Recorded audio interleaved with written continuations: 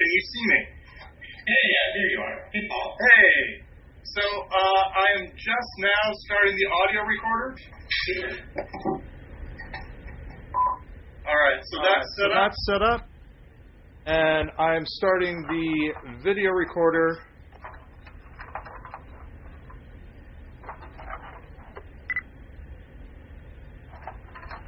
And I'm just making sure that it's recording. Okay. So, hello. One of the things that you wrote about was sort of your first primitive idea of simulation theory as a kid. Yeah. Yeah, can you describe what that was like? Can I do one thing before that? Yeah. Because this is going to set the tenor for everything. Please.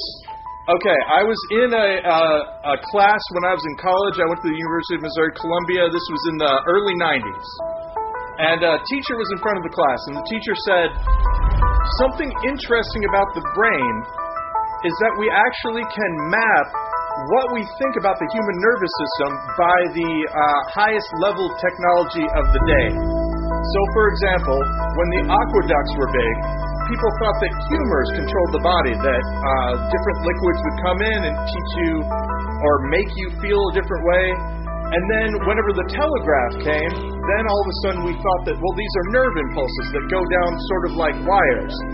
And then she said, now we know that the brain is a computer. And I raised my hand. I said, because that's our highest level of technology. And she said, no, the brain is a computer.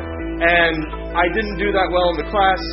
But the thing is, so when we talk about simulation theory, we right now are living at a time where, you have the PS4, PSVR, I'm a Sony brand whore, so I apologize for not throwing out other things. But the basic, virtual reality level of simulation is something that we can use as a model. But it isn't necessarily what is going on. And I think that's important, that we can use it and we can understand that that's what's going on, but we aren't necessarily in a server room somewhere. It might be something different. If you run into a thing in the world that you don't understand, your brain is going to go, okay, maybe this is what this is. And as technology gets more advanced, we'll have better ways of describing it. So everything that I describe here, keep in mind, I'm a 21st century guy. That's how my brain works. If you're watching this in the future, we aren't dumb. It's just that we don't have the tools that you have to think of this stuff.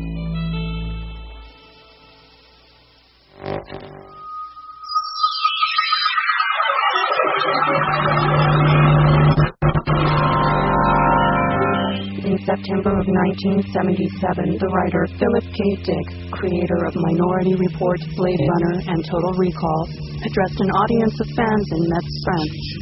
They expected a talk about science fiction, but his lecture explored religion and philosophy as well. To him, all three subjects were deeply interconnected.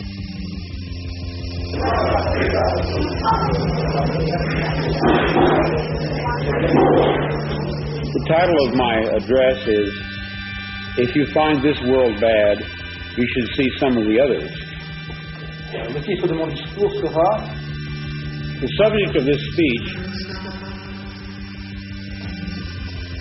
is a topic which has been discovered recently and which may not exist at all.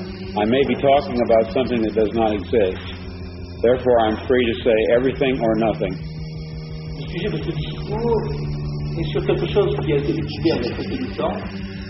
We are living in a computer-programmed reality, and the only clue we have to it is when some variable is changed and some alteration in our reality occurs. Philip K. Dick believed that we were living in a digitally created artificial world sounded like madness in 1977. But then, in 1999, the Matrix introduced simulation theory to the wider world.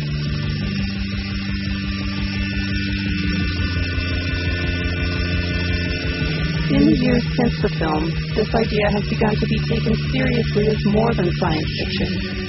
It is fiercely debated online and in real life, in classrooms, laboratories, design studios, and courtrooms. So the idea is, right, any sufficiently advanced civilization could create a simulation that's like our existence, and so the theory follows that maybe we're in the simulation. Have you thought about this? And a lot. Are we? I am actually in a simulation, and so are you.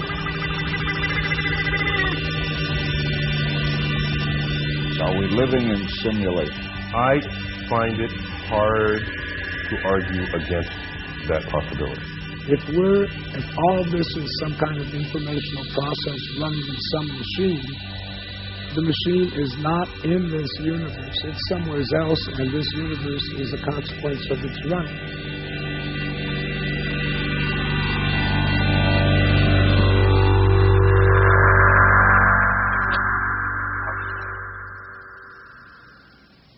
This is kind of getting that artifacting or whatever problem.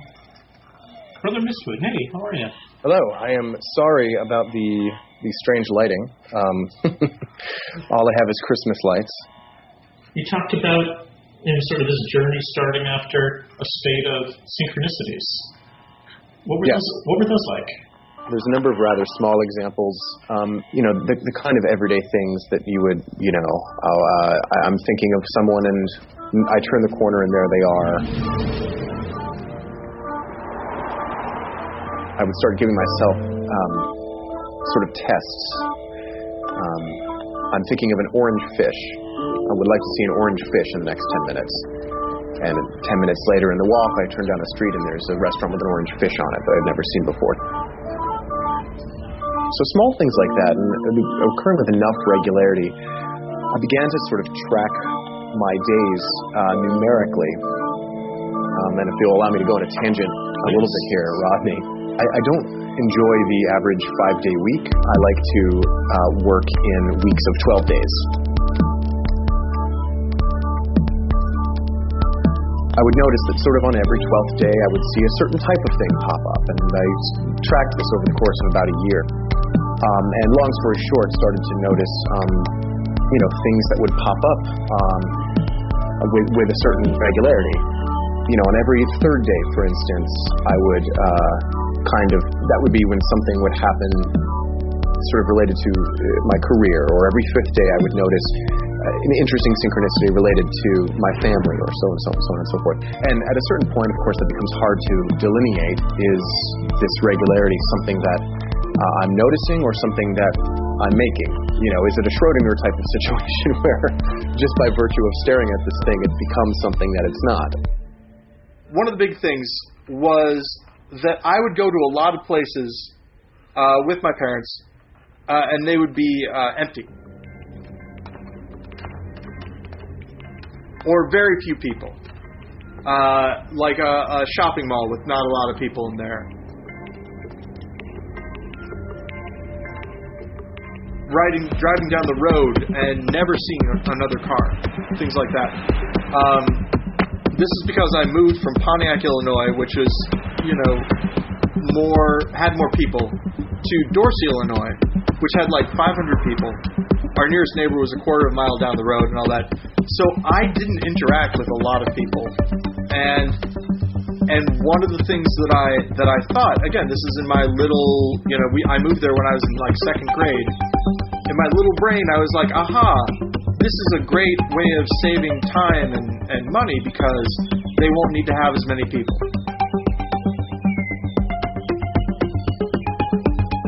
Occasionally I would go to St. Louis, which was about 50 miles away, but whenever we did, my dad had a very tight control over our schedule and our itinerary.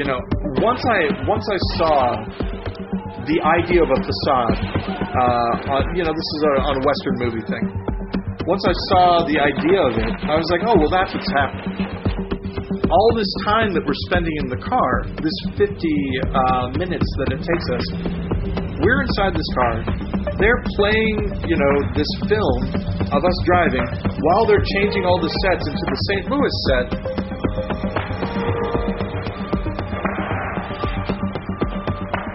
But I'm not to get to go and see everything because my dad is going to be there to make sure that we hit the points that we're supposed to hit, and then we get back in the car and we go.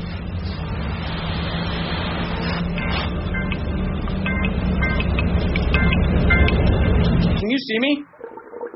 There. I am an East Coaster who lives in Los Angeles. I have an electrical engineering degree from Harvard. I'm an entrepreneur, and I've also I've got Crohn's disease, and it all plays into the simulation. I think the sort of basic idea is that if you believe that enough incredibly high-power computing devices are going to be distributed in society, and that the computers will get stronger and stronger and stronger, like our cell phones. Hey, you guys, hey, no, quiet. So, if there are, in fact, enough machines that are running video game-style world simulations, the question is, if there's that many fake realities and only one base reality, what are the chances that you happen to be in base reality? The odds that we're in base reality is 1 in billions.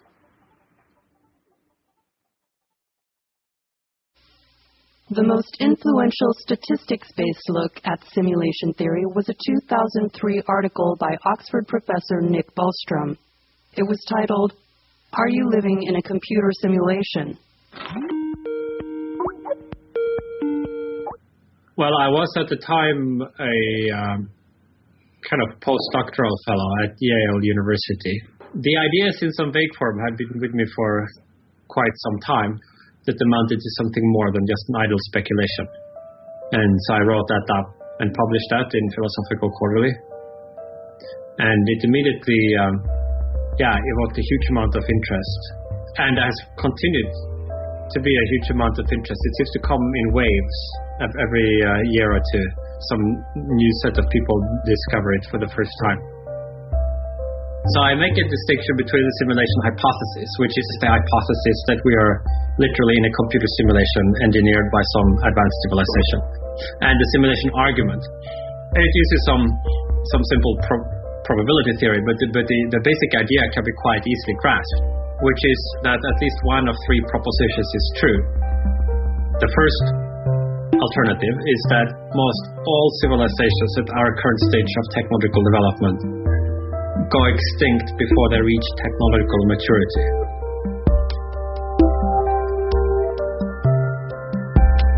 The second alternative is that there is a very strong convergence among virtually all technologically mature civilizations, in that they all lose interest in creating simulations of this kind. They all lose interest in creating access to simulations. And the third alternative is the simulation hypothesis, that we are almost certainly in a computer simulation. So if you reject these first 2 propositions, it follows that almost all people with our kinds of experience are simulated. And then, conditional on that being the case, I argue, we should think we are probably one of the simulated ones, rather than one of the non-simulated, exceptional, original ones. Personally, for me, it's all about probabilities. I'm someone that thinks in terms of probabilities anyway. And I've just found in my life that there's lots of low probability outcomes happen again and again and again and again.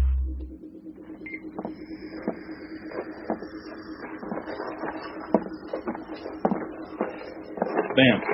If I keep glancing off to the sides because my screen's over there. Oh, okay. You're actually at my drawing table. So if I keep glancing over there, I'm just looking at you. And I'm looking at the camera. What kind of drawing do you do? It depends. You know Mobius? Sure. Yeah, I redrew one of his entire books with characters from Peanuts instead of characters from him. And then I just do painting and stuff, like just doodling like fake Magnolia stuff. Nothing that wonderful, but I'm working more on the Mobius style for an entire new book right now. That's cool. So are you a full-time No, artist? I wish. No, I do special ed teaching. When did you start thinking that there was more to simulation theory than a science fiction conceit? Well, we know Musk, when he started talking about it, really started thinking about it more. The strongest argument for us being in a simulation, probably being in a simulation, I think is the following. that 40 years ago we had Pong, like 2 rectangles and a dot. That was what games were. Now, 40 years later, we have photorealistic 3D simulations with millions of people playing simultaneously, and it's getting better every year.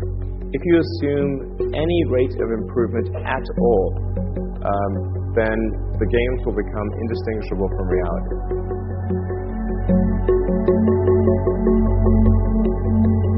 I think that triggered me to really think hard about it.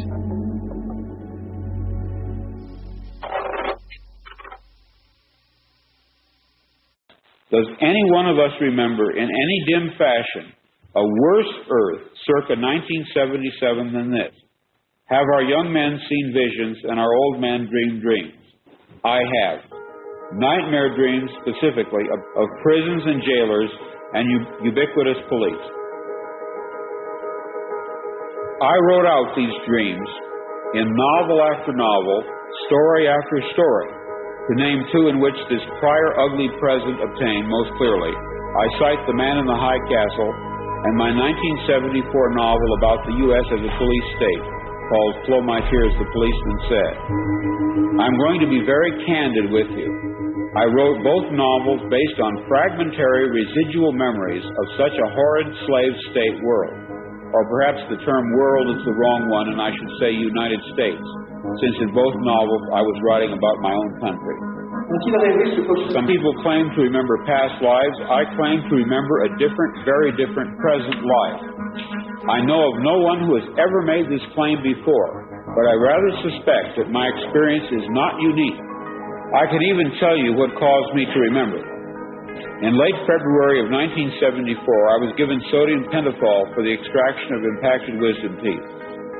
Later that day, back home again, but still deeply under the influence of the sodium pentothal, I had a short, acute flash of recovered memory. In one instant, I caught it all. You are free to believe me or to disbelieve, but please take my word on it that I am not joking. This is very serious, a matter of importance.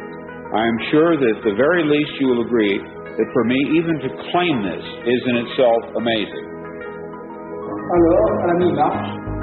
Philip K. Dick wrote over 8,000 pages trying to understand the recovered memories he experienced in February and March of 1974, an experience he called 2374. This writing is known as the exegesis. Eric Davis, working with Pamela Davis and Jonathan Latham, wrestled with this text to edit a single book from it. It was a great experience, although a kind of crazy-making one in a way. And you're really you're like in the antechamber of the guy's problems and his trauma and his despair. And it was such a vast text that you kind of had to do it by attrition, really. There were a number of things that really worked. One is that when he was really engaging his own writing, we included that. When he was describing experiences, we included that. There's a part where Dick describes the writing the exegesis as a hell chore. I think it shows the challenges of wrestling with extraordinary experience, and particularly experiences which we can find throughout religious history of seeming insights into reality that, for whatever positive vision they give you about the true nature of things, do manage to undermine your sense that the everyday world is at all a coherent, realistic operation. And that's quite a harrowing ride.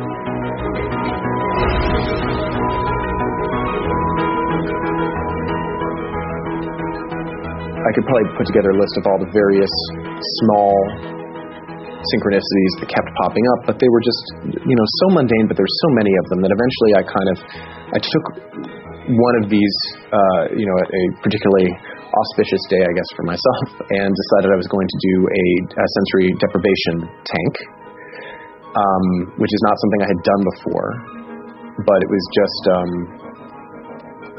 something that felt like it would be an interesting experience.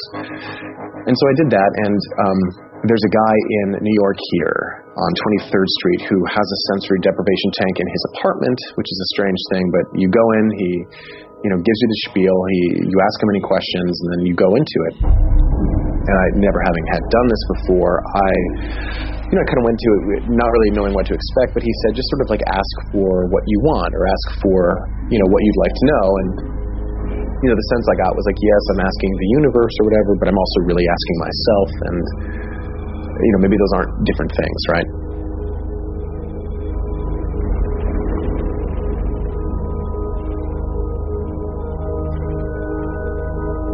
The first few minutes were I was very aware of where I was, but after a few more minutes, I sort of stopped sensing my body. I could now hear my eyelids. I could actually hear what I thought might be my nervous system. I kind of, in that state, had come out and said, listen, I get the sense that you're trying to tell me something. I'm not sure I even knew who the you was I was talking to. I don't know if it was the universe or I am also an ordained minister, so I was raised with that. So there was, there's a God part of it for me. So sort of asking, just come out and do what it is you'd like to say.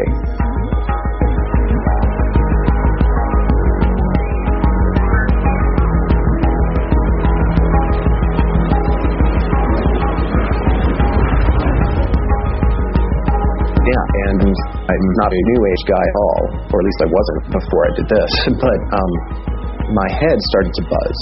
My forehead just started to violent, pounding, swirling buzz that I felt like I opened up, and I just became aware, like, okay, I am not a body at all. I am the code. I am a string of letters and numbers and acids and so forth. And I knew this, of course, from DNA, but more than that, it means, nothing on me is real.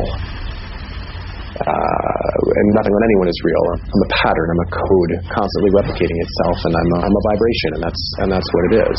Got out of the tank, and I started talking to the guy, and he was talking about, it's your third eye opening, and sometimes that happens. And I asked him, well, what do I do with that? And he's like, I don't know. Enjoy it. I've always had a little bit of a sense of this, but this is the big event.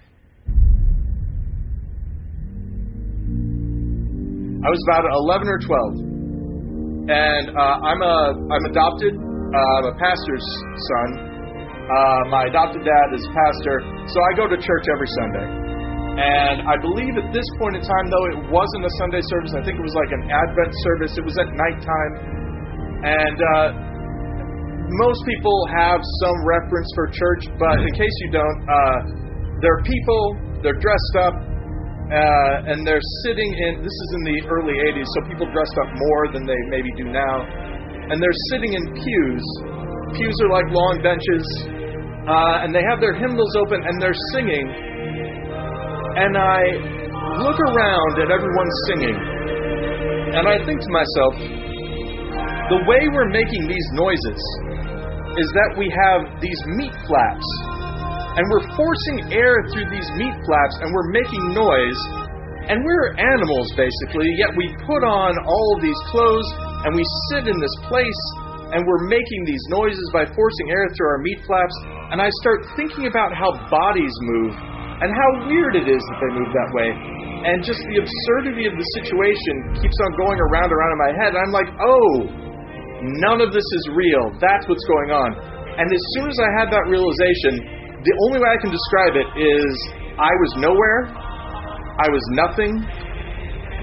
I felt sort of like loneliness was a thing. I was the personification of it. I was cut off from everything. It was only me.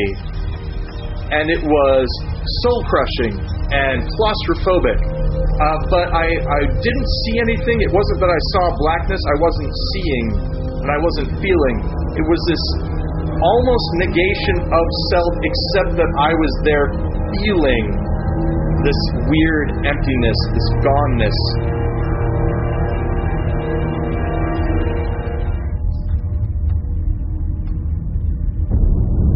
My entire life I'm living with family, and I'm really used to it, specifically my brother. And then I go off. The parents are always like, we're 18, we're kicking you out. but I kind of beat them to the punch because like the day after graduation, I was out of town. I'd moved away. I didn't come back for years. But during that time, I was just alone. You know, I lived with a friend, but I didn't have my brother with me. And all we would do for like 2 straight years is just play video games. I worked at a Chili's, and I would always come home. We would do stupid things like play Guitar Hero for 2 straight days, or we would get a game and do it from front to back, and then just go back in and just beat it again. All the time, video games for years and years, and it's literally all I did. Didn't draw, didn't do anything.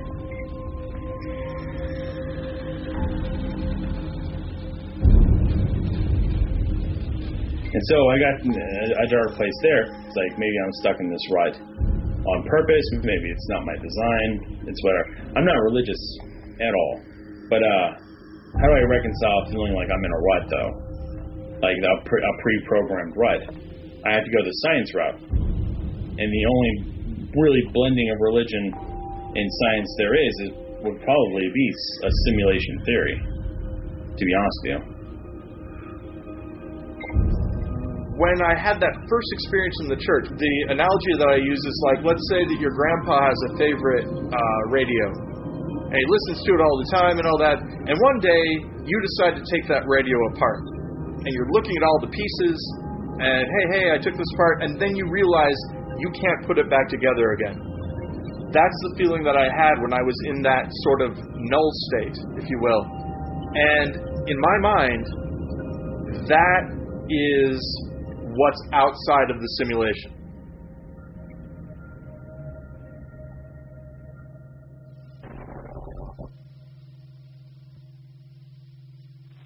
Contemplating this possibility of a lateral arrangement of worlds, a plurality of overlapping Earths along whose linking axis a person can somehow move, can travel in a mysterious way from worse to fair to good to excellent.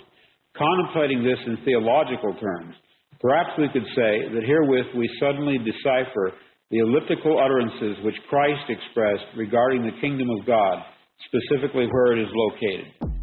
He seems to have given contradictory and puzzling answers. But just suppose for an instant that the cause of the perplexity lay not in any desire on his part to baffle or to hide, but in the inadequacy of the question. My kingdom is not of this world, he is reported to have said. The kingdom is within you, or possibly it is among you. It was his mission to teach his disciples the secret of crossing along this orthogonal path. He did not merely report what lay there. He taught the method of getting there. But, tragically, the secret was lost. The enemy, the Roman authority, crushed it. When I saw Star Wars this morning, I thought to myself, déjà vu.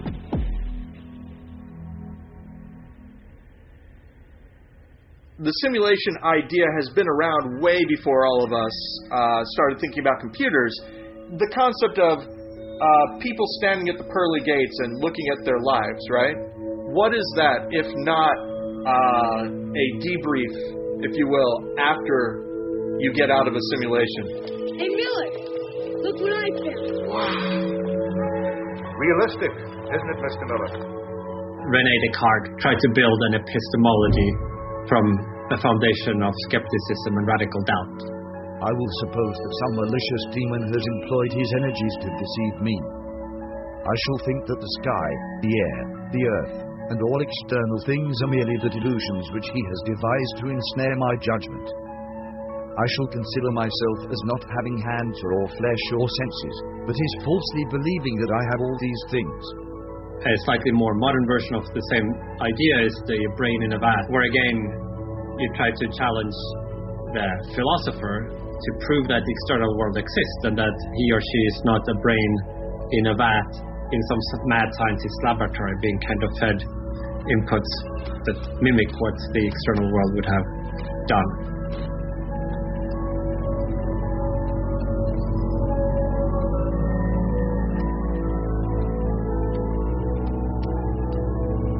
So it didn't really matter how realistic these thought experiments were. They were just logical possibilities, and the challenge was how can you disprove them? 1,000 years before Descartes' evil demon, a similar idea was put forth in ancient Greece by Plato. He describes, like, imagine this situation. There are figures, they're chained inside of a cave from birth. They have no experience of what's outside of it. They're looking at a wall, and on the wall they kind of see this projection. Do you see men passing along the wall, carrying all sorts of articles which they hold projected above the wall? Statues of men and animals made of wood and stone and various materials? Of the objects which are being carried in like manner, they would only see the shadows. Emily Pottis wrote about this parable's relevance to both simulation theory and other aspects of digital communications and miscommunications. It's a very cinematic metaphor, and I just love that, how, that sort of imagination of how film affects us. And just like there's like that lossiness between what is really happening and what perception shows us, there's sort of lossiness between what media shows us and what the real world outside of that media representation is. So now, it's not just what their senses decide to show them, it's what the media decides to show them. And this is extremely dangerous to our democracy. Let's go back to Hindu myths. You find these incredible myths of, like, the king's going along and stops for a well and he drinks and then he goes and he has a whole other existence, a whole other life, and then pop, he comes back in, and they'll even go have worlds within worlds within worlds. So you have this structure of worlds within worlds, and once you have that, it undermines the primary world. It really kind of crystallized for me when I started observing the experience of the villager in Minecraft. He's a massively simplified version of us. He has free will. He moves about the space as he sees fit. Well, the interesting thing, though, is for me what it was with the villager is, what does he do when you, the avatar, come down into the game of Minecraft? When you inhabit your avatar in Minecraft and you descend to Earth, what does the villager do when you encounter him? He looks at you, He looks at you as if you are the same as him. Of course, you're not, because you are being controlled by an intelligent higher power. It'd be hilarious if Elon Musk was a player character. And he just comes into the game and say, hey, you guys know, we're simulated. This could be some simulation. It could. Do you entertain that? But then he gets to log off, go back to Artifice or Heaven or whatever, and laugh with his weird extra-dimensional friends that, hey, I was just playing around with that simulation again today. I keep dropping them hints, but no one's picking it up. But it's interesting because, for me, the villager speaks to, there are a few different levels of what, being raised in the Christian faith I would call God.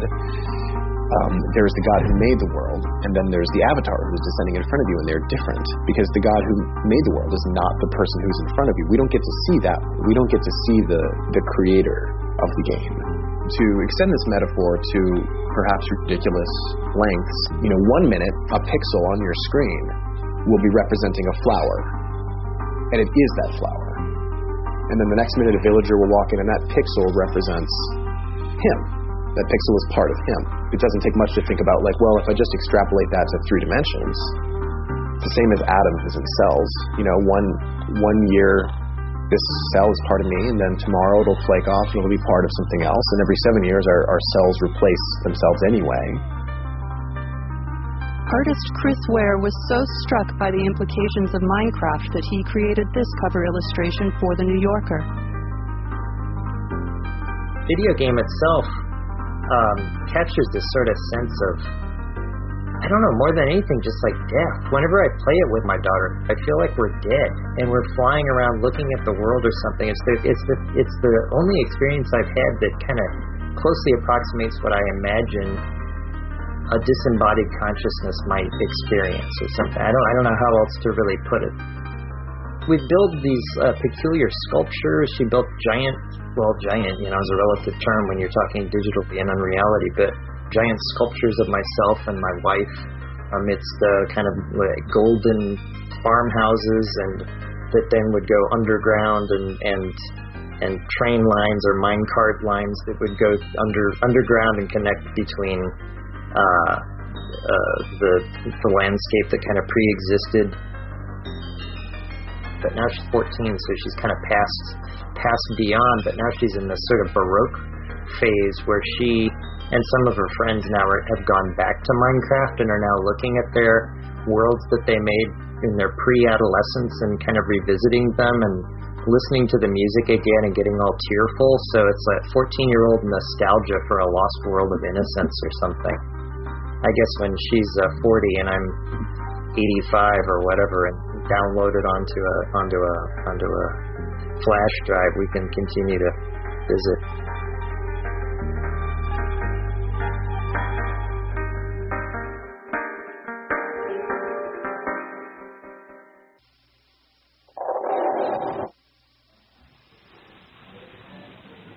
My relationship with the United States has always been a very bad one. It has always seemed to me that I was about to be arrested by the American police for some obscure reason. And perhaps that's because of reading Kafka's The Trial. That book influenced me very much, where someone is arrested for a crime and he's never told what crime he has committed. When I was a kid, and one of the things that I really keyed into was adults at the time would repeat things over and over again. For instance, Newsweek magazine. My dad used to get it all the time. And we'd be sitting around the dinner table, and he'd say, well, and then he'd say word for word a sentence that was read from the Newsweek magazine. So it was like the magazine programmed him to say that thing. This wasn't an original thought that he had. And that's really where it started, I guess. In my early childhood, the concept that the people that I was dealing with were, I used the term chemical robots at the time, but the concept that they weren't actually conscious. They had these repeated behaviors that they would do over and over again. In his paper, Nick Bostrom defined a simulation of the entire mental history of mankind as an ancestor simulation when estimating the amount of computing power one might need. Does the idea of ancestor simulations suggest that we're retracing the steps of the genuine society that created the simulation? Well, that's one possibility. There could also be all kinds of variations, ranging from complete fantasy worlds that bear no resemblance to anything that existed in physical reality to variations of history. All of that is conceptually possible.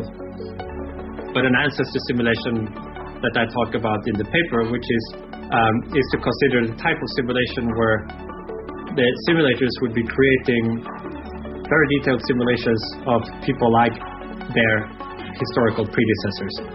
Maybe not exactly the same people, but the same kind of people.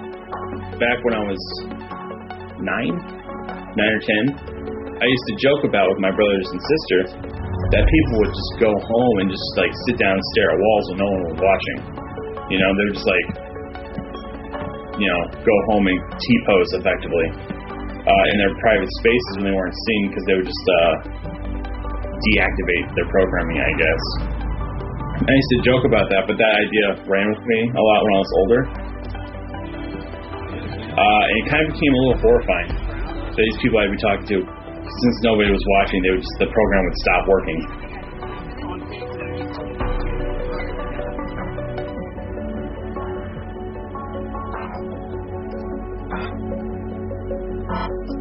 Does not assume that all the details of our world would be simulated to perfect subatomic precision all the time. And indeed, that kind of simulation might well be completely intractable. Obviously, it depends on the kind of compute power available in the basement simulator. If they have infinitely fast computers, sure. But no, the idea rather is that you would be able to create a simulation capturing only enough that to the simulated creatures they couldn't tell the difference. And that would involve some pretty clever footwork on behalf of the simulators that they would be able, for example, to fill in more detail in a particular part of reality when we are paying attention, but then not simulating all of those details all the time. I'm occupying maybe 20 square feet, and yet there's a whole world that exists because I know about it, just here in my brain. I worked with a company for a little while that launched what is now a very popular app that is an interactive fiction app. You know, there's an element of, well, it's just like writing a choose your own adventure, but what became swiftly obvious to me how simple some of our own decision making is from a coding perspective. A popular recent Reddit AMA was with a user who wrote, "I am a real-life non-player character." All right, we're all good. So, a NPC is a non-player character that you will normally see in a video game. They're usually the people that aren't controlled by the player of the video game. They are the characters that were kind of programmed in there. It's kind of like talking to a person in real life, but they only have a set amount of things that they can say. Hey, buddy, got a dead cat in there or what? And you only have a specific line that you can say back to it in response. I can only imagine if I was really a gamer how I would experience social interaction. But even as a non-game player, I sometimes find myself, dealing with non-player characters. I work at a grocery store, and I have a specific list of things that I need to accomplish when greeting a customer and checking out their items. And because of that, it just made logical sense that I create kind of a mental script that I go through with each customer. When this stimuli happens to him, generally speaking, he reacts in this way. It's not terribly different from the code that tells the chickens of Minecraft what to do, or the turtles in Mario Brothers, or the mosquitoes of Maine. They're all kind of operating on the same principles. If this, then that. If not, then don't. It's not too much of a leap to think that consciousness may mean we are being inhabited by some sort of player-type intelligence. The reason everyone loves to be like, oh, small world, is because it is actually, there just isn't enough processing power to render 7 billion consciousnesses. There are not 7 billion consciousnesses. Yeah, there might be 7 billion in the general algorithm of how many people are on Earth, but when you start talking to people, there's probably like a couple 100,000 AIs that are serving as the substrate for the, people experience that everyone's having on Earth. So when you find that the same people are 6 degrees of separation, it's not a surprise at all. In fact, it's a flaw in the system. And that's just a limit of the actual processing power of the machine that the sim's running on. Well, have you ever encountered a non-player character? I mean, you encounter them all the time when you're walking down the street and you don't interact with people. Like, it's just like any video game. There's much less processing power being attributed to the automatons. But once you start interacting, then something has to actually serve as the intelligence behind that so-called, human. Society is rapidly secularizing. Religion is completely falling apart, and there's elements of that are wonderful. I think religion plays an overly restrictive role in people's lives too often. Certainly, the religion I was raised in does. But I do know people from my childhood in a fairly evangelical Christian world who, wanted to would have committed violent acts if only God, if only God wouldn't punish them for it. Now, why it takes God to do that as opposed to one's own honor and self-worth and love for the neighbor, I don't know. But that was the case, right? I believe that this thought that we are living in a simulation, I think that is going to just increase in popularity.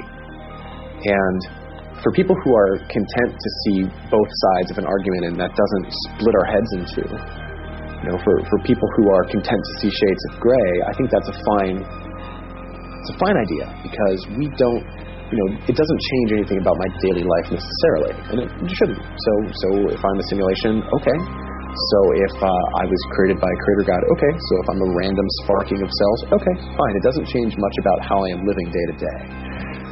But there's a lot of people with very absolutist mindsets, and I think once you tell them, hey, you're a simulation, the nihilistic side of humanity, their first reaction will be then, well, it doesn't matter what I do to anyone else, because I know that I'm real and I feel it, but if there's no proof that they're real, then what's the point of laws? What's the point of all this,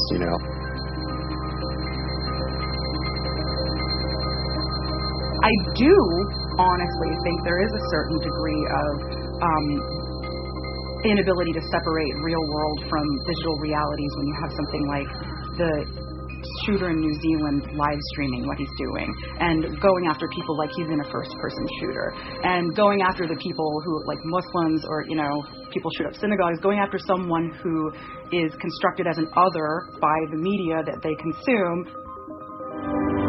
We must meet the threat with our valor, our blood, indeed with our very lives, to ensure that human civilization, not insect, dominates this galaxy now and always. However, you end up sort of in that place where everyone you shoot at just kind of disappears and they were all pod people, and they weren't real, or the NPC meme, you get into a place where you kind of treat reality like these are digital, disposable bodies.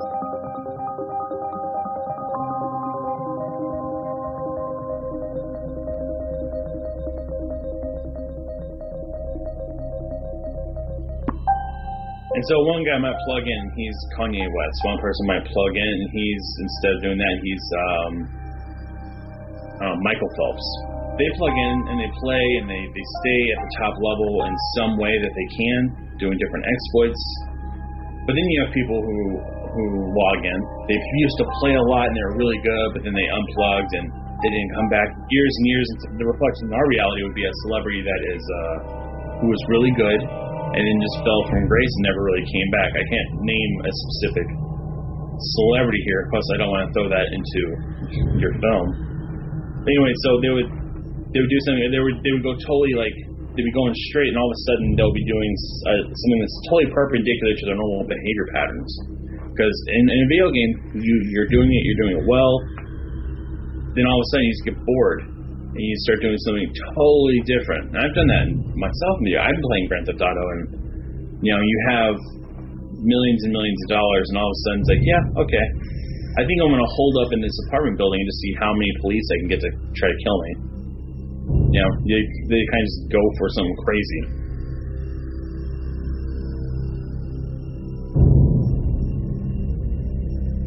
I once said to my uncle, well, what if this is all fake? What if none of this is real? And he said, well, then what's to keep me from going door to door just shooting people in the head? Or what's to keep me from, shooting you? And it always struck me as being, is that what you want to do? Is the only thing keeping you from doing that the fact that the world is real and there are consequences? Did you see that video of the gentleman on the West Coast, who he hijacked a commercial air flight that was empty? It was just him on board, and he had no training whatsoever, and he started just flying around the coast. What the hell?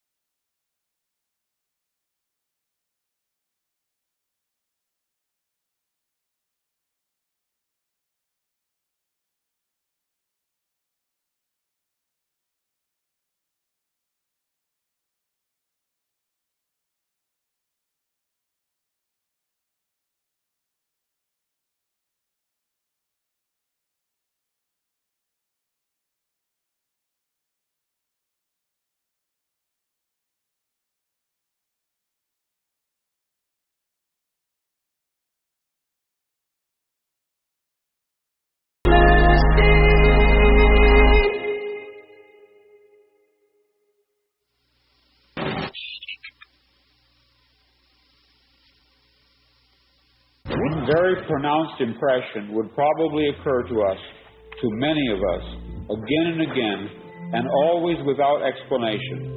The acute, absolute sensation that we had done once before, what we were just about to do now. We would have the overwhelming impression that we were reliving the present.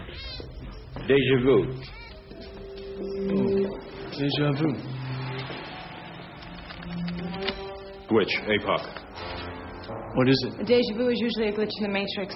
It happens when they change something. What we need at this point is to locate, to bring forth as evidence, someone who has managed somehow, it doesn't matter how, to retain memories of a different present, latent alternate world impressions, different in some significant way from this. Philip K. Dick might have been surprised to learn how common memories of a different present would become in the 21st century. If you remember a Kit Kat looking like this, then you could be living in an alternate reality. Welcome to Conspiracy Chat and That. Today's topic is the mind-warping, reality-bending Mandela effect. It's called the Mandela effect because hundreds and hundreds of thousands of people remember Nelson Mandela dying in prison, and that actually never happened. But hundreds and hundreds of thousands of people are like, no, I remember Nelson Mandela died in prison, but like that never happened. So when reports of the former South African president's death became news in 2013, it re-sparked a serious debate on whether or not we've somehow slid into an alternate timeline. The Berenstain Bear children books have changed. They used to be called Berenstain Bears, and now they've always been known as the Berenstain Bears. Over 10,000 Mandela effects have been logged and confirmed. If you go back and literally find like a VHS tape of like Snow White from like 1998 and you put it in a VHS player, they say magic mirror on the wall. They say magic mirror on the wall. That you do not fucking remember. Mirror, mirror on the wall. Well, that doesn't exist. Mandela effect, alternate reality, I think yes.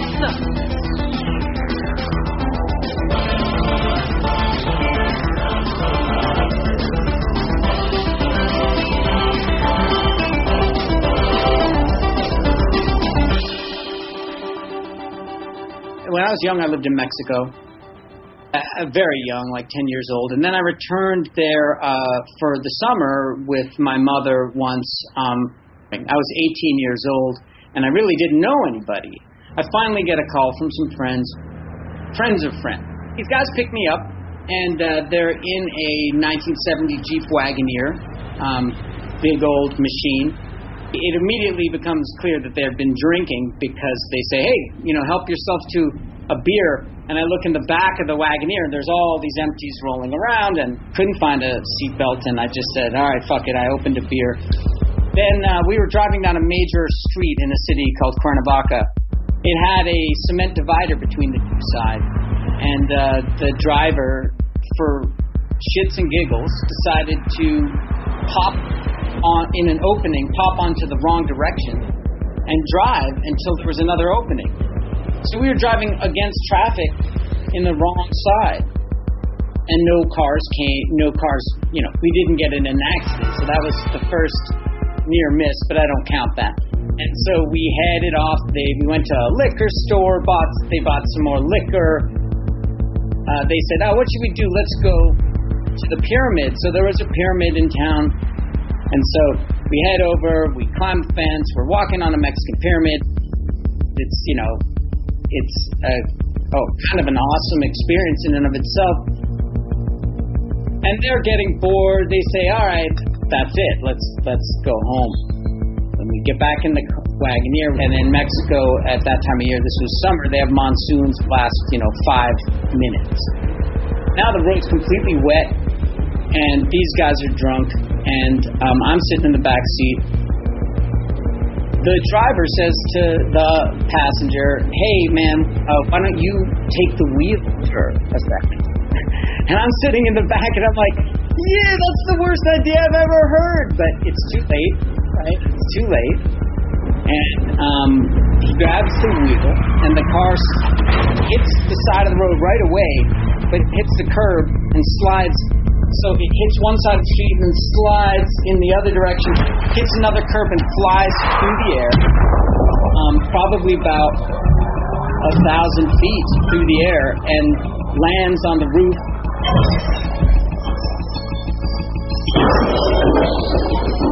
the windows shattered, and I broke ribs because I took the impact of the roof, and gasoline started pouring out of the car, and I got the wind knocked out of me. I crawled out of the window and got as far away as I could, and then a truck pulls up, and they say, "Oh great, banditos." And then another car pulls up, and it's the federales, the Mexican police. You know, the banditos just leave. And I'm like, "Oh great, the police are here." And they're like, "No, actually it's worse. It's worse that they're here." Once they learn that we've been drinking, they're going to arrest us all, and then they're going to ask for a big bribe for you because you're American. So I was standing in the darkness, and then another car pulls up.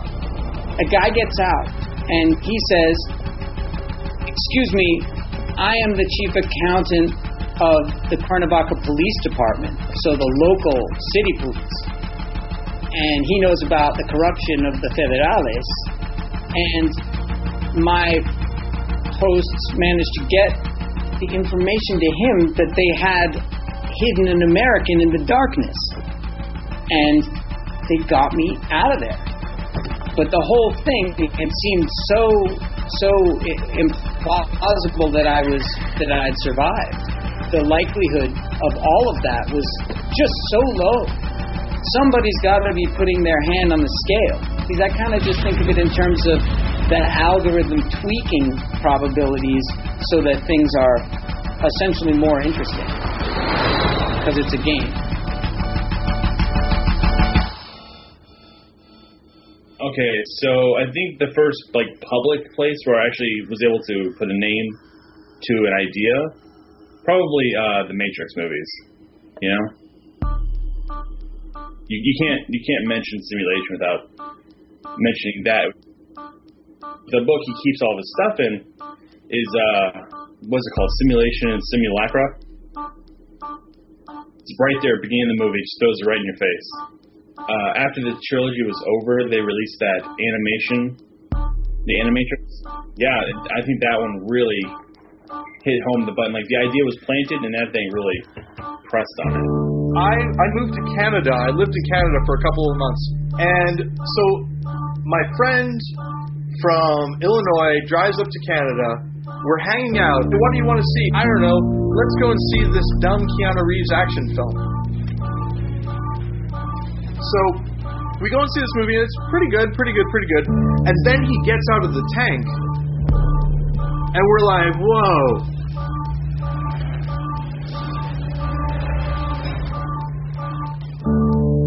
Joshua Cook was a Virginia high school student when he heard about the film. I was riding in a car on the way home, and a friend of mine was in the car. Get in. She mentioned this movie Matrix that people were going crazy over. People were going to the movie theaters 15 times in a row to see it, and people were getting obsessed about it, raving about it. Oh man, you gotta see it! Like they've never seen anything like it, and the graphics, And then I heard them say something about black trench coat stuff, and that really hit me for a few reasons. One is I had already had a fascination and obsession really with the black trench coat because of the movie The Crow, which was like my first movie obsession. So I went to the Blockbuster video store, and from the very beginning of the movie, it had my attention, and it had kind of like a rough, aggressive, Rob Zombie, heavy metal theme to do. It's the Matrix, the soundtrack that makes you go, whoa. See, I thought about the structure of the whole thing, like what would it be structurally? And an idea came to my mind of what it would look like. I don't think it's a system of people in pods somewhere else. I think it's something completely different than that.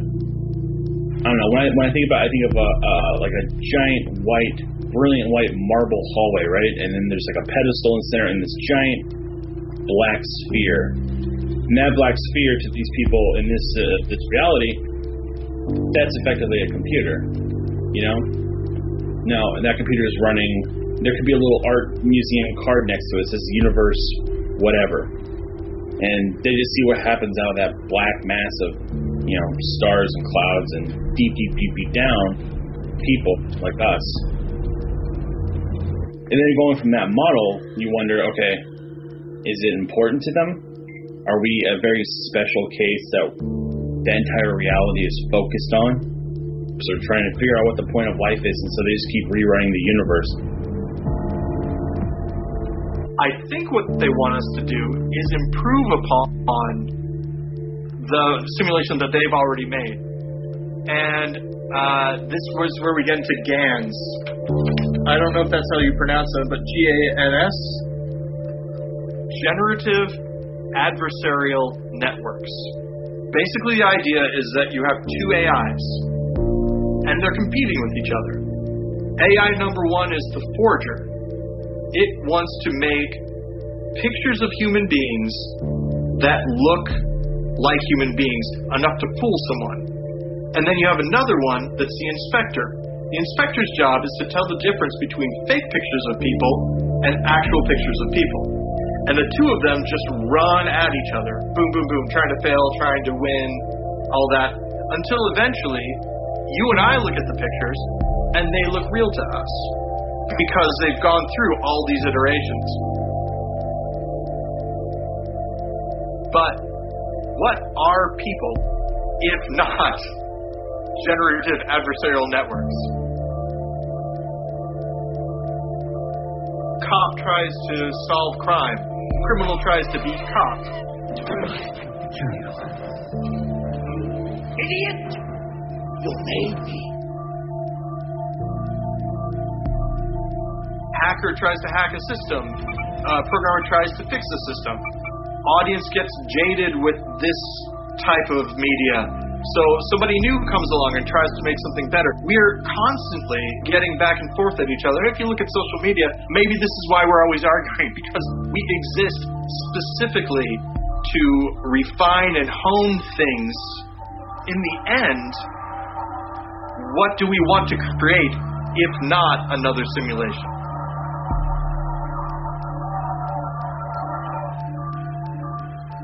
Yeah, I mean, there are a few lines in there that were pretty deep. Neo asks Morpheus, why do my eyes hurt? And Morpheus looks at Neo and says, because you've never used them before. I felt the same way, and I felt like, man, there's got to be more than this.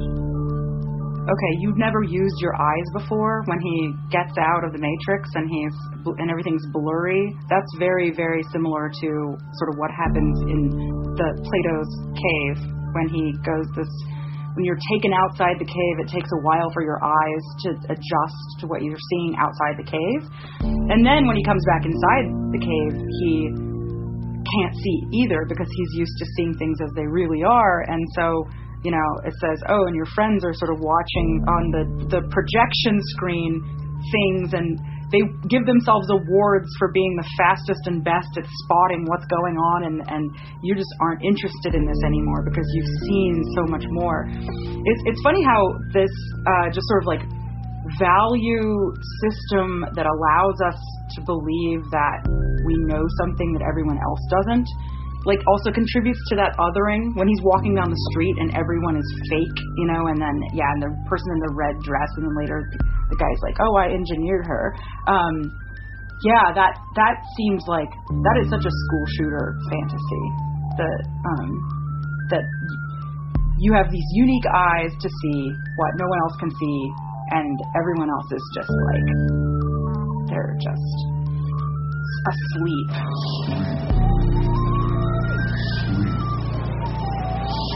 Having told you my story about when I was a kid, when he got out of the tank, the immediate thing that flashed in my mind was, okay, this is kind of like what happened to me at that point, but there was no tank to get out of. And I maybe didn't even have a body per se. I went to a store in the mall near my house. It was called Hot Topic. I don't know if you've ever heard of it. And they had all kind of goth wear, black clothes, black everything. There was a line of trench coats hanging on a rack in the corner of the store. And I was with my sister, Tiffany. And I made a beeline straight for the trench coats, you know. I ran to them, and I grabbed one, and I held it to my chest real tight, like it was like my girlfriend or something. It was, you know, it was bad. My sister's looking at me like, what are you doing? Whenever I would be going through something really bad, whether it was being bullied at school or whether it was being abused at home, I could escape. I could leave the room. I could escape, put the black trench coat on. It was like the trench coat was like a living, breathing organism to me. You know, it made me feel, when I put it on, it made me feel strong. It made me feel powerful, unassailable. It made me feel closer to Neo than I've ever been. I would wear the trench coat to the mall mainly. I would walk around the mall just all day with the Matrix music on my headphones. I had the soundtrack. It was in my CD player, and people would see me coming, and they would just kind of back away, you know. And I had this sick thrill of wearing it. So being Neo was that I felt for a long time it actually saved me, but until a certain point. You know, everything that's really happened with me has kind of been a dichotomy, sometimes a paradox. I probably watched the Matrix movie. I don't know exactly, but I know it was hundreds of times. After I saw it the first time, I had to watch it again, and then I had to watch it again, and then I watched it again and again and again. There were days when I would watch it 2 or 3 times in a row, and like the world that they're in, this boring, you know, trite, mundane, you know, this sickening world, I felt the same way. It just felt like nothing was going right. What the hell am I doing here? And I felt like, man, there's got to be more than this. Maybe there's something with this Matrix thing. Maybe it's real. Maybe it's not so fake after all. You know, who knows?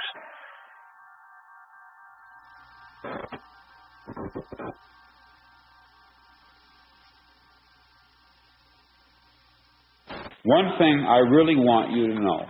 These claims can neither be proved nor can they be even made to sound rational in the usual sense of the word. It has taken me over 3 years to reach the point where I am willing to tell anyone but my closest friends about my experience beginning back at the vernal equinox of 1974. Il y a une chose que j'aimerais bien que vous sachiez. Je me rends compte. One of the reasons motivating me to speak about it publicly at last, to openly make this claim, is a recent encounter I have undergone, which, by the way, bears a strange resemblance to Hawthorne Abinson's experience in my novel The Man in the High Castle with the woman Juliana Frank. Une des raisons qui me motive à parler en ça, en public, Juliana read Abinson's book about a world in which Germany and Japan and Italy... Now, this is a little difficult if you haven't read the book, but he wrote a novel in which Germany, Italy, and Japan lost World War II, and he was living in a world in which they had won World War II. She felt she should tell him what she comprehended about the book. In other words, that his novel was true. When I was working on Jimmy Corrigan, the main character meets his dad and then his dad dies. And as I was working on the story itself, I met my dad for the first time and then he died. John Updike said something once about the strange predictability of fiction. And he just kind of let it go at that and didn't really follow up on that. But there is something where you get into this imaginary world of writing stories and reimagining memories where you can kind of start to feel like you're not necessarily predicting the world, but having some play in the stream of it or something. For several years, I have had the feeling, a growing feeling, that one day a woman who would be a complete stranger to me would contact me and tell me that she had some information to impart to me. And then she would appear at my door, just as Juliana appeared at Hawthorne Abinson's door. She would tell me exactly what Juliana told Abinson, and that is that my book, like his, was in a certain real, literal, and physical sense not fiction but the truth. Well, this did finally happen to me. I even knew that her hair would be black. one of the first things that a lot of science fiction critics remind you when you're talking about science fiction is not about prediction. But of course people think about it anyway. And Dick has quite a few. Like he's no slacker in the actually anticipating the future department, especially around consumer gadgets and ideas about consumer gadgets. But I think what's more prophetic is just what it feels like to be alive right now. You know, to be confused, ontologically confused. Like, I'm not really sure where reality is exactly. I'm certainly convinced that there's a lot of very dark forces on the horizon. There are things that are trying to manipulate me using information or using the fact that I'm still a subject of capitalism, and they're kind of manipulating that. And at the same time, there's sort of like deeper rumblings in the nature of the world that seem really unclear. And at the same time, people seem potentially drawn into their own sort of solipsistic world of like manipulating with the world through all these interfaces and kind of detaching in a way, even at the same time you're completely bound up.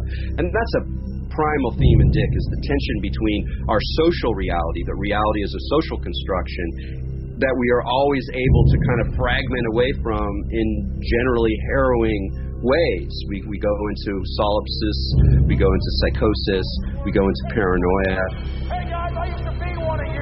And so I think he captures the texture of our life. I mean, especially like just as a trivial example, the texture of like lots of little alerts all the time, you know, pings on the phone and you know, here's your email, ding, and then, oh, don't forget this, and like that kind of mind that's constantly distracted by these little bits of information tugging at us, some of which are advertisements trying to like, or, you know, you start thinking about a trip and then you write somebody in an email and Google reads your email and then suddenly all the ads are like trips. It's just like, whoa, that fabric of consciousness is just straight out of this. I remember typing guns for sale on like Google, and in Virginia, I said Fairfax, Virginia, and I saw this place called Galleon Sporting Goods Store, and I remember like a few days after I looked that up, I was in the basement with my father, and he said, "I've seen your searches for guns for sale." And he looked at me, and he had like this worried / angry look on his face. And I didn't say anything, and we looked at each other for a good minute, almost like a standoff, and then I walked up the basement steps and left, and we never had another conversation about it. He had this great line about that he thought that the contemporary world was sort of recreating the animist world that pre-modern people saw. And his work captures that sense of a kind of profane technological animism and aliveness that is not very trustworthy. I love you, Daddy. Dick was always aware of the broken. People are broken. Technologies are broken. Cosmologies are broken. Gods are broken. Even though it seems like other people are just always paying attention to like the new and how the new technology is going to solve this thing. What I experience my technological life is just a lot of broken things. So you have your giant developers. You have Activision Blizzard. They do World of Warcraft and Overwatch. You have EA, which is I think I've seen EA related to the Nazis more than I've seen them related to video games. They're pushing out these things now where you're paying full price for a video game, but you're only getting like 40% of a video game, and the portion you get is broken and buggy, and sometimes like literally in case of some games it's like the latest one was Atlas is unplayable. Like it's literally dead on arrival. People are still paying full price for it and getting tricked into it, can't get refunds. They get patches that don't work. You're stuck in these digital worlds that aren't going so well. And then when you get out of them, you're stuck in a reality that's not going so well either. And you can't help draw parallels. The grass is dead on both sides of this thing. perhaps right now, maybe our artifices are a little bit more active than we thought, and they're just like really hot fixing a lot of things, and they're quick patching reality right now, and it's just like shit's hitting the fan right now. That's what's happening outside the Matrix in Neo's world too. It's like the real reality, if you get outside of the Matrix, is terrible. The real reality is like war and you can't breathe. To me, the subtext of that is like maybe there was a taboo that we transgressed, that we went past a point of no return. February 17th, 2003, it was a Monday. I woke up, there was a whole lot of snow outside from a recent blizzard we had just had. And I walked downstairs, and I saw my father shoveling the snow, so I got my clothes on, helped him shovel the snow. And in the middle of doing that, I remember my mother came out, and she looked up, and she said, "There's so much snow. We're going to remember this for a long time." I spent the rest of the day in my room playing violent video games and watching the Matrix movie with my black trench coat on and my gun in my hand. As evening time continued, paranoia sunk in even further. Lightning struck my brain, and this is what hit me. I said to myself, the only way I could find out for sure, if the Matrix was real and I wasn't losing my mind, was to simply pick up the phone and call them. I left my room and I walked precariously over to the house phone in my parents' bedroom.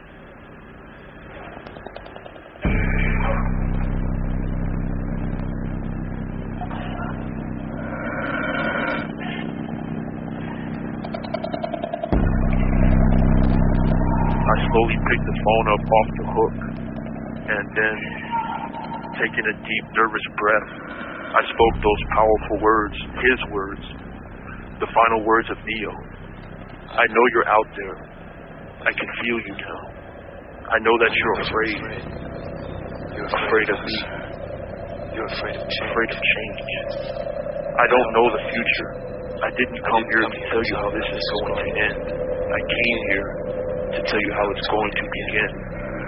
I'm going to hang up this phone, and then I'm going to show these people what you don't want them to see. A world without you.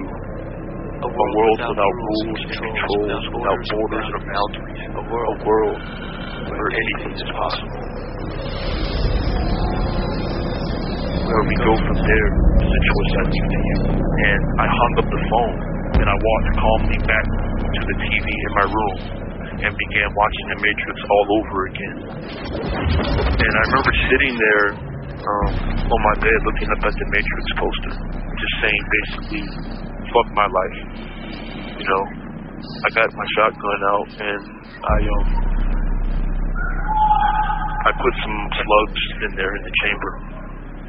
And I slid the action forward. And I left my room, but before I did, I put a CD player on my head, headphones on my head. And this one was a little different than The Matrix. This one was by a band called Drowning Pool. The words to the song were beaten, why for? Can't take much more. Something's got to give. Let the bodies hit the floor. Let the bodies hit the floor. Let the bodies hit the floor. Let the bodies hit the floor. Let the bodies hit the floor. That's what I was listening to as I left my room. And I went downstairs to get to the basement. Bodies hit the floor. Let the bodies hit the floor. Let the bodies hit the floor. Let the bodies hit the floor. Let the bodies hit the floor. Let the bodies hit the floor.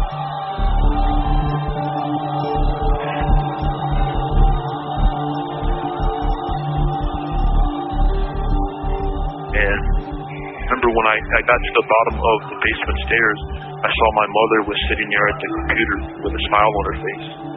And she turned, she swiveled in her chair to face me, and when she saw the gun in my hands, which she'd seen for the first time ever, her smile disappeared, and I shot her. I shot her in the chest.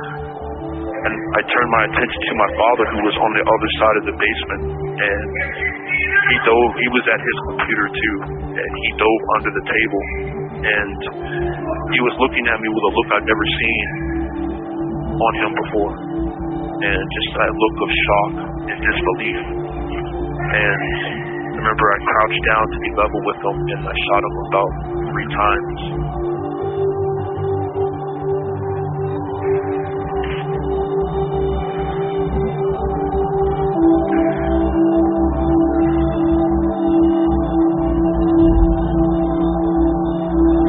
I went upstairs to reload, and when I came back down, I still had my headphones on.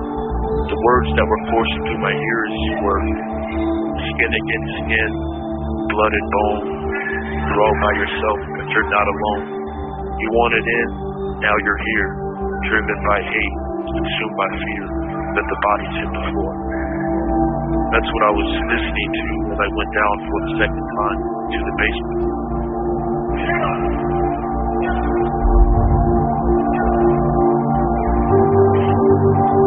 I was standing at the top of the basement staircase, and my mother was standing at the bottom of the staircase, holding her chest as she bled out. And I lifted the gun up, and I aimed it at her face. She looked up at me, and she said, "Joshua," she said, "what did you do?" And she looked, and she kept looking at me for a minute, and she said, "You wouldn't." And I pulled the trigger. When I pulled the trigger, and her face exploded, half of her face, her eye and her face exploded out through the back of her head, and her flesh was just turned into like riblets, a bloody mess, and it messed me up really bad because it wasn't anything like I had seen on the Matrix. Real life was so much more horrific, and it kind of jarred me. I was still pretty numb, but I remember it jarring me because it was different than what I thought of the Matrix. So I turned around and I went upstairs to get to the dining room. I picked up the phone in the kitchen, and my sister was on the phone. I didn't realize at the time that my sister was on the phone with my father at the exact moment that I killed him and my mother. She heard the whole thing, and I didn't realize it. So here I am. I got the phone in the kitchen, and I said, "Hello?" And my sister said, "Josh?" And I said, "Tiffany?" I said, "What are you doing here?" And she said, "Josh, where's Daddy? I want to talk to Daddy." I said, "Hang up the phone, Tiffany. I got to call someone." And she didn't hang up, so I let the phone hang, and I went to, my father had a cell phone. I went to a cell phone. I went outside. I took a Coca-Cola out of the refrigerator, and I popped the top, and I started drinking it, and I called 911. When I hung the phone up, I got a call on my dad's phone from a friend of his, and my dad's friend said, "Hey Josh, is your dad there?" And I said, "He can't come to the phone right now." And he said, "Oh, okay, will you give him a message for me? Just tell him I called." He said, "Will you give him that message for me?" And I said, "Sure." And he hung up the phone, I hung up the phone, and moments later, the police arrived at the driveway of my house with their guns drawn. About 5 or 6 of them with their guns drawn on me, and told me to get down on my knees, and of course, they arrested me.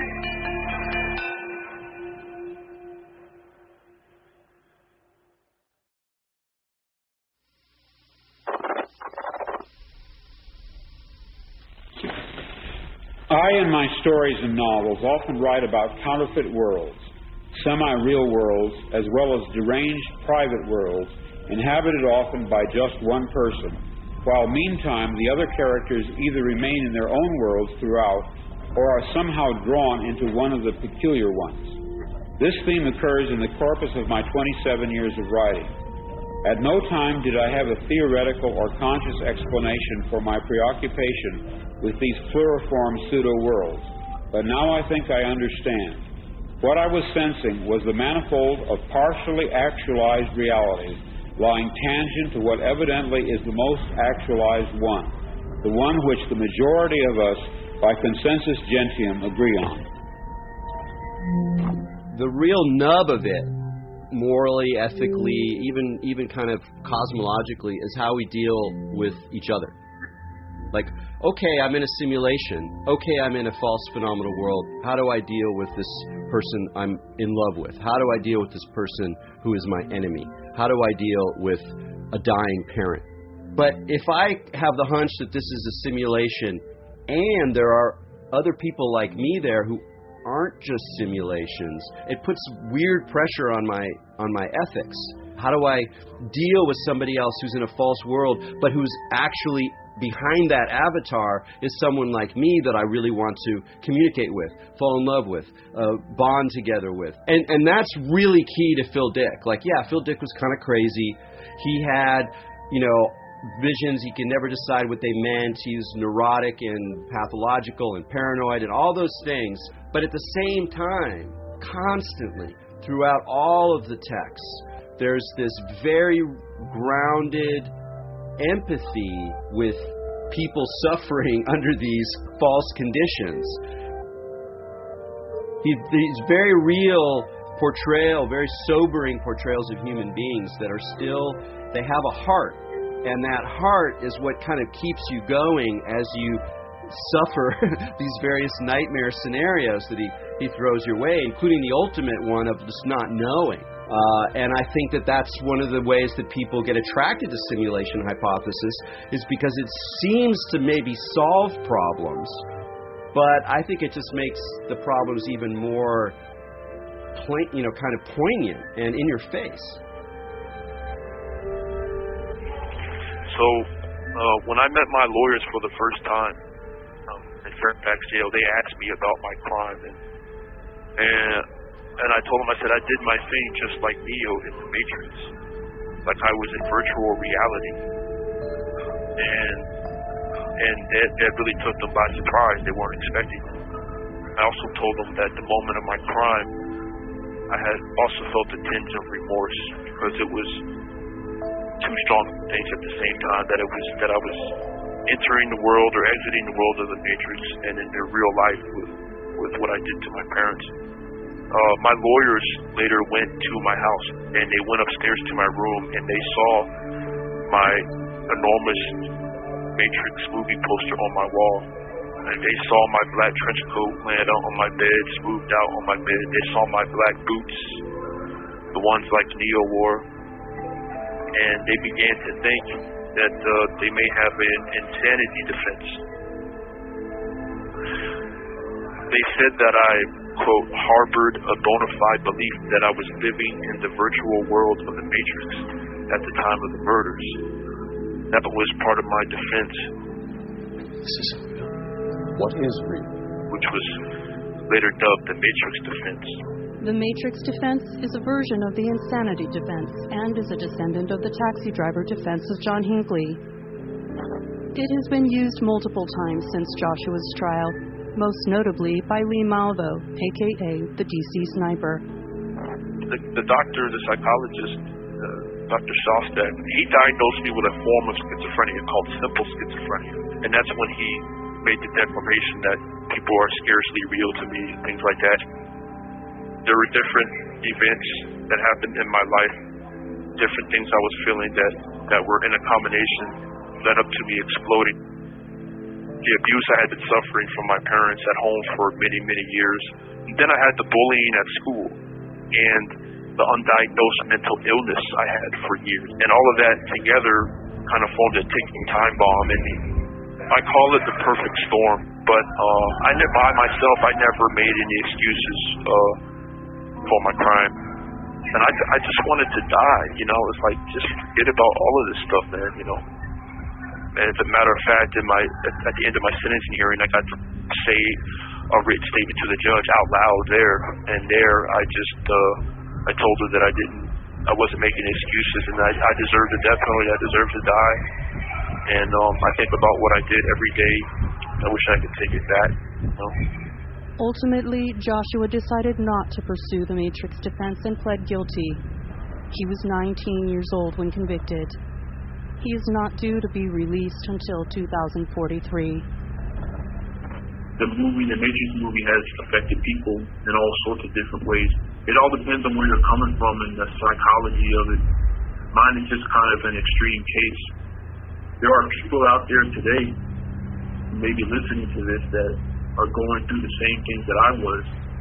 And it's just the whole reason why I'm even talking about this today. Because I know I have a purpose, a calling in my life to try to reach them.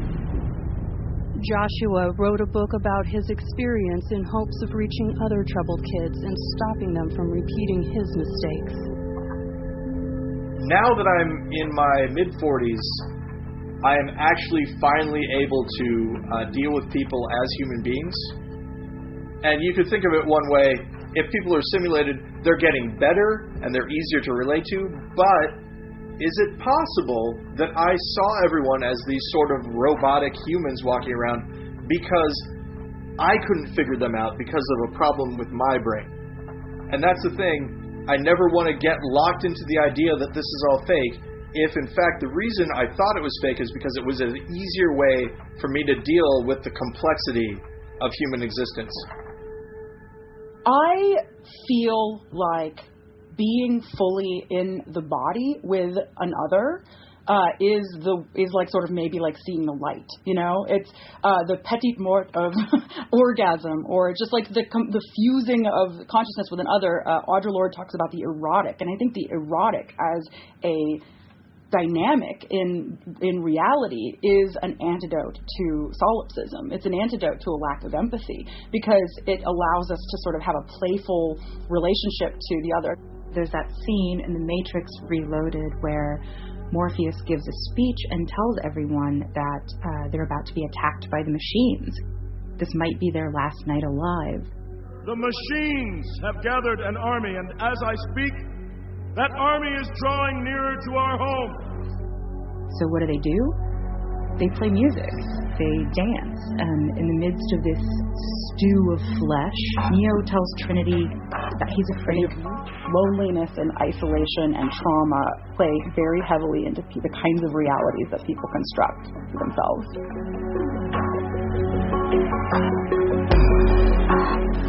And if there's a player that is responsible for me and is playing me, then, maybe he's a genius, but maybe he's like a 12-year-old kid.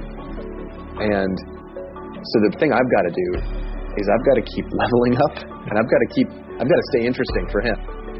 Do you make different choices than you might otherwise in order to keep your player interested? The way I think about it is, if you're playing a video game and sometimes you see like a giant blinking cursor telling you to go to a certain place, I keep looking for those, and when I see one, I'll stop and I'll pause and I'll say, thank you for that, and and then every once in a while I'll just make a completely batshit decision that no one seems to understand, including myself. I'm like, well, there you go. I hope you're interested. Just like all the other theories, no one's going to know until they're dead. And I don't believe that it's flawed enough that it could somehow tear and we'd find ourselves exposed out of the matrix. I don't think that's how it works. I think that it's a solid system, and whatever it is ends when you die. But it's totally plausible that you then wake up in an arcade in the year 3000 and put another quarter in and do another life on Earth in the year 2019, There are these kind of fundamental metaphors about reality that we develop through being, humans moving through time and space on a planet. So the metaphor of the journey. Life is like a journey. Well, another one we have, and we all have it, is waking up from a dream. Ah! Oh, I'm in this world. And just that, not what the nature of this world was or the nature of that world is. We have this fundamental cognitive experience of shifting between ontological frames, sometimes quite abruptly, sometimes with intense emotions. And this is just stitched into us.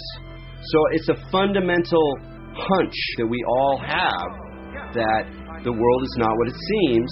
There's another world behind this world, or at the very least, this world is capable of falling apart. I don't know, just thinking about the simulation, does it excite you or does it sometimes fill you with unease?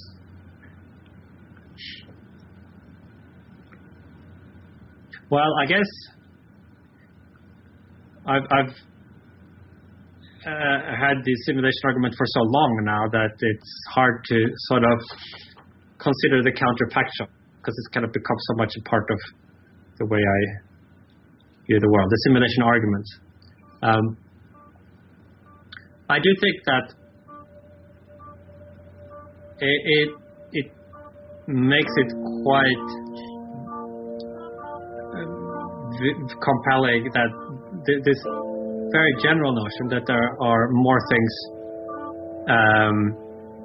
in heaven and on earth than are dreamt of in our philosophy. This sense that we are possibly very, very limited in our understanding of what the heck is going on.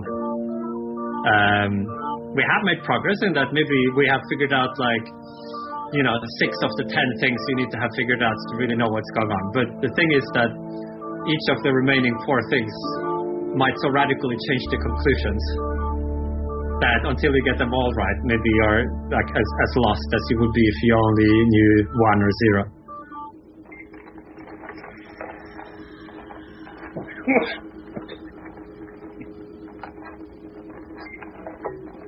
I was laying in bed, I was thinking about it. So, hypothetically, what if tomorrow I dress in all white, I slick my hair back, and I'm like, hey, I tell the local media I'm here to send a message that we should be good to each other, man, I'm starting a new thing, building up almost like a religion, or just more of a philosophy of, hey, we are in a simulation, so let's try to gain the attention of those people. Now, those entities running the thing.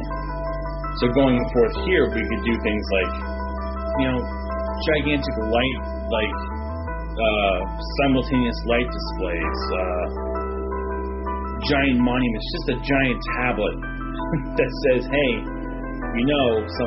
something profound, and then in unison just flashing lights out. So one person walks by this black sphere in their great artificer hallway, and all of a sudden there's a red light blinking that was never there before. They'd be like, oh, hey, experiment, whatever is talking to us. I mean, who knows if we just keep going with it and going with it and going with it, do things like organize the Earth in a more logical pattern to get ourselves spread over the universe, because the larger screen we have to display our message, the more attention we'll get.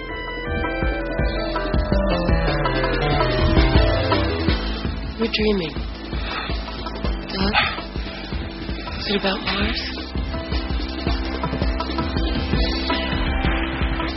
Becoming a multi-planet species. Beats the hell out of being a single-planet species. And we get to Star Wars levels of spread across the galaxy. Perhaps our science will progress enough where we can actually tap on that membrane between the universe and what's beyond it, and perhaps get a message out, an active message to an active listener. I don't like to fuss or moan, but if it weren't for you, I'd be all alone. It would be hilarious if we were something stupid, how computers aren't everything. There's a computer. This is a vape tank. There's a computer in here. There's a microchip in here. But if we were something like one of the numerous computer devices that's been thrown into a basket somewhere because you have too much crap, that would suck, because then we would never be found. Maybe this whole project that you're doing, right, is the simulation sort of flirting with you, if you will. It's going, hey, I'm going to go ahead and let you see a little bit what I've got going on under here, and I'm okay with it as long as you respect me. What if the simulation is like anesthesia? Imagine, if you will, that you're going through surgery, and all of a sudden somebody introduces something in your bloodstream that totally makes the anesthetic go away. Your chest cavity is open. There's somebody with their hand in, and they're trying to massage your heart, and all of a sudden you're back lucid, all the pain in the world and everything like that. You're going to mess up that surgery by freaking out and flipping around and all that. Maybe that's what the simulation is, and by putting this project out there, we're messing up big time and going to cause a lot of damage. The other option, though, maybe this is the key, if you will.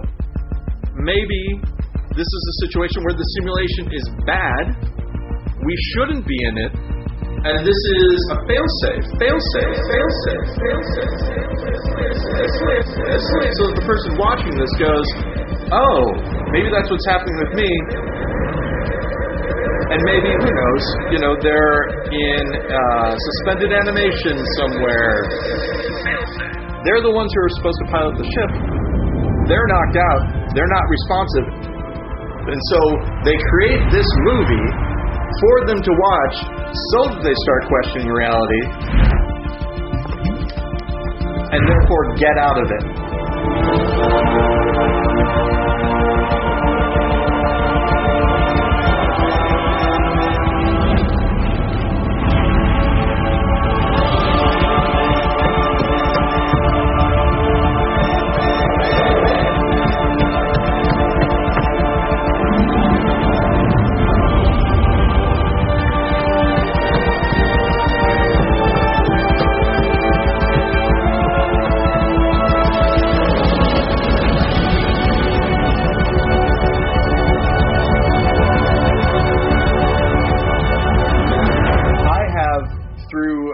Dreaming and waking up, lived thousands of different lifetimes.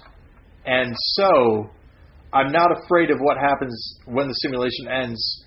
I am certain that when I die, I will simply wake up somewhere else. How do I know? Because I remember doing it over and over and over again.